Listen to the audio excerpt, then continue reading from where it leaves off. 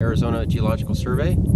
Landslides in particular, they require water as a primary factor for them actually occurring. Their frequency really depends on the region in which they occur, how much water is being provided or added to the area where it can fail.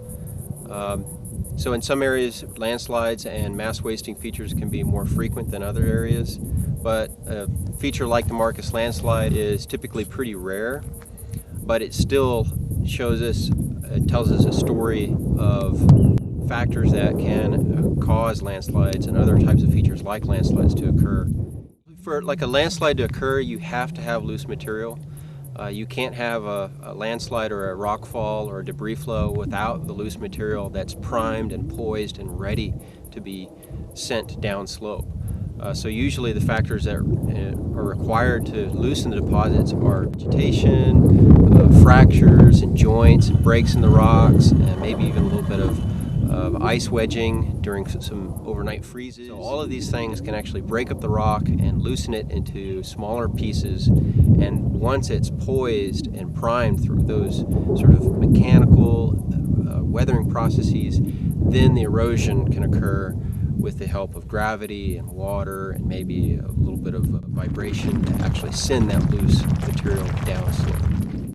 For a catastrophic landslide, you would need a sort of a proportional catastrophic amount of rain to occur in a short amount of time. That would be the worst case scenario, where you have a monsoon dumps down 2 or 3 inches of rain in an hour.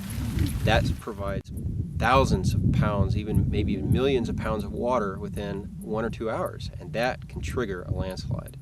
But you can also get them several weeks after the water has percolated into the soil and loosened it up, and perhaps some kind of other trigger mechanism, like even a helicopter has been known to trigger landslides and rock falls. And so you can have a variety of trigger mechanisms that actually can cause that material that's already weak and unstable to become an active geologic hazard. If you're next to a steep slope, then you're at risk for some type of slide, slump, or creep, or even a debris flow. All of those conditions can exist there. If you have a lot of vegetation, that means that there's a lot of loose material.